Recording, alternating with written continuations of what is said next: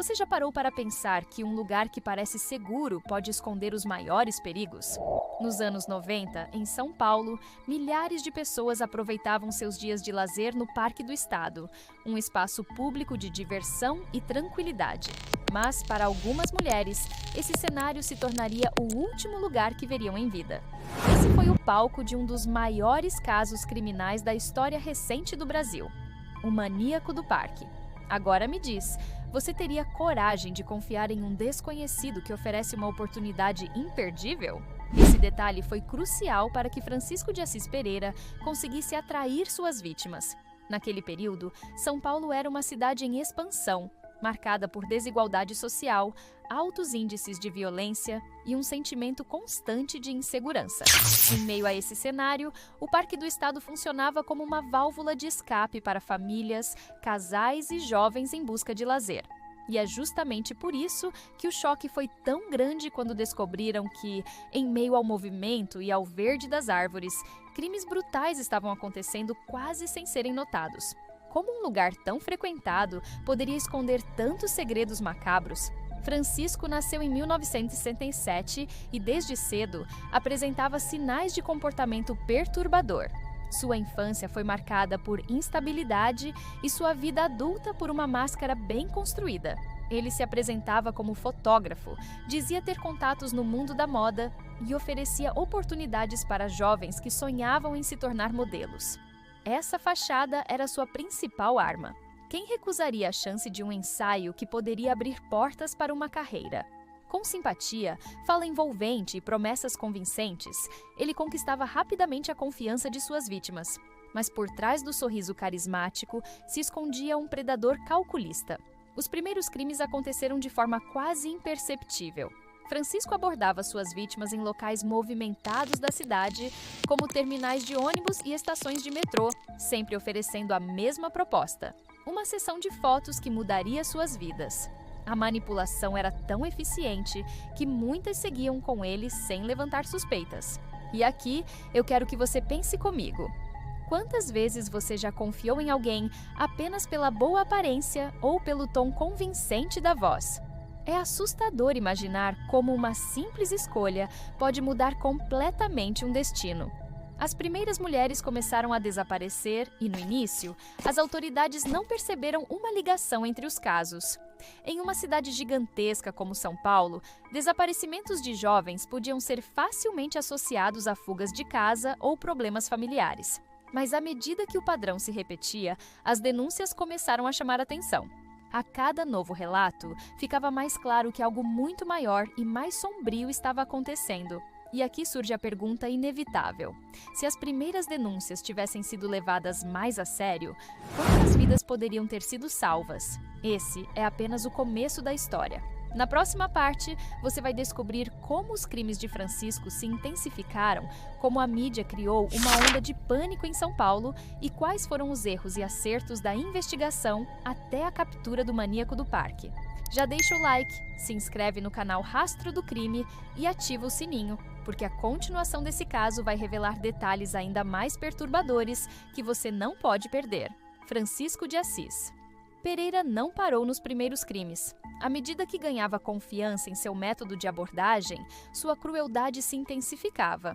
Ele tinha uma rotina clara. Aproximava-se das vítimas, geralmente jovens em busca de oportunidades, e oferecia a chance de participar de um ensaio fotográfico que poderia abrir portas para o mundo da moda. Muitas aceitavam, acreditando que estavam diante de uma chance única. A partir daí, ele as convencia a acompanhá-lo até áreas isoladas do Parque do Estado, onde o cenário de lazer se transformava em armadilha mortal. Imagine por um instante a sensação dessas mulheres. O que deveria ser um encontro promissor se tornava um pesadelo sem saída. Francisco usava a promessa como isca, mas sua verdadeira intenção era dominar, abusar e, em muitos casos, matar. E aqui fica a reflexão para você que está assistindo.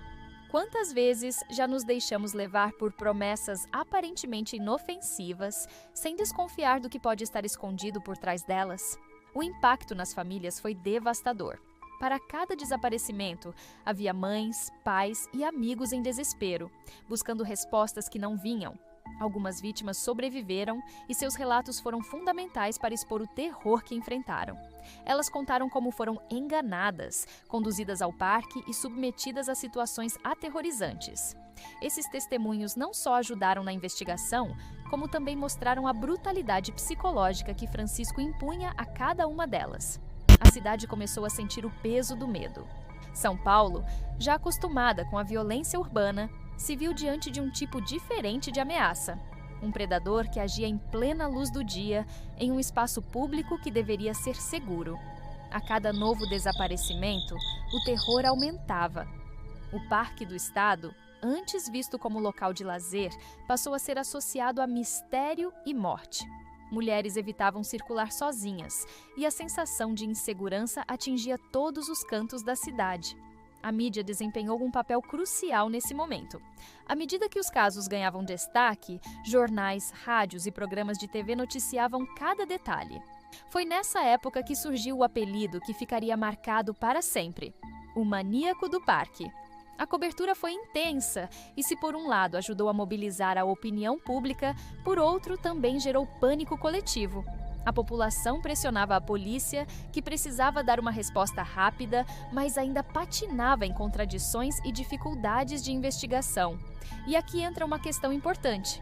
Será que a pressão da mídia acelerou o processo de captura ou apenas atrapalhou as investigações? Essa é uma pergunta que até hoje divide especialistas. O fato é que, a cada novo dia de impunidade, o medo crescia e a imagem de Francisco como um predador implacável se consolidava. Esse era o auge dos crimes do Maníaco do Parque. As vítimas se multiplicavam, o desespero das famílias aumentava e a cidade estava em choque. Mas como um homem que parecia tão comum conseguiu escapar por tanto tempo sem ser identificado? E, principalmente, o que finalmente levou a polícia a capturá-lo?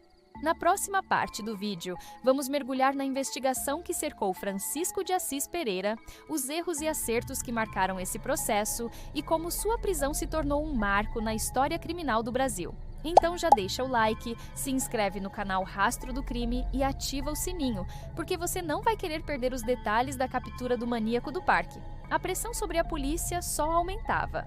O medo havia se espalhado por São Paulo e a cada novo desaparecimento, a sensação de impunidade crescia. Era impossível ignorar. O Maníaco do Parque precisava ser detido. As investigações começaram a ganhar corpo quando sobreviventes deram descrições detalhadas de Francisco de Assis Pereira. A partir desses relatos, os investigadores montaram um perfil psicológico e passaram a caçar o homem por trás da máscara de fotógrafo sedutor. Francisco, no entanto, acreditava ser intocável. Continuava com sua rotina como se nada tivesse acontecido, mas a cada movimento deixava rastros. Testemunhas começaram a associar seu rosto às abordagens e, quando finalmente sua foto foi divulgada nos noticiários, o Brasil inteiro passou a conhecê-lo. Era o fim de sua fachada. Em julho de 1998, depois de semanas de intensa busca, Francisco foi localizado em Itaqui, no Rio Grande do Sul. Sua captura mobilizou todo o país. Você consegue imaginar a sensação de alívio e ao mesmo tempo de revolta das famílias ao saber que o homem que destruiu tantas vidas estava finalmente atrás das grades. Durante os interrogatórios, ele confessou diversos crimes com frieza, descrevendo detalhes que deixaram investigadores e psicólogos perplexos. O julgamento revelou a extensão de sua brutalidade. Francisco foi condenado a mais de 260 anos de prisão. Uma pena que simbolizava não apenas a punição pelos assassinatos, mas também a tentativa de dar algum tipo de resposta às famílias das vítimas. Mas ainda assim, restavam perguntas. Será que a polícia poderia ter agido mais rápido? Será que a mídia, ao mesmo tempo em que ajudava a mobilizar a população, também atrapalhou a investigação ao expor pistas demais? Essas são questões que até hoje cercam o caso. O que ninguém discute é o impacto que ele teve. Mudanças na forma de lidar com desaparecimentos, avanços em investigações criminais e uma nova consciência sobre a importância de denunciar comportamentos suspeitos. O legado do Maníaco do Parque vai muito além de suas vítimas diretas. Ele deixou uma marca profunda na memória coletiva do Brasil, transformando um espaço de lazer em símbolo de medo e revelando o quanto a confiança pode ser manipulada por pessoas com intenções sombrias. E eu quero saber sua opinião. Você acredita que casos assim podem se repetir nos dias de hoje, mesmo com toda a tecnologia e segurança que temos? Comenta aqui embaixo, porque sua visão é fundamental para continuarmos refletindo sobre esses crimes. Essa foi a história do Maníaco do Parque, um dos criminosos mais perturbadores da nossa história. Se você chegou até aqui, já deixa o like, se inscreve no canal Rastro do Crime e ativa o sininho para acompanhar novos episódios todas as semanas. Agora, não pare por aqui. Escolha um dos vídeos que está aparecendo na tela e continue conosco, porque cada caso que contamos revela um novo lado da mente criminosa e você não vai querer perder.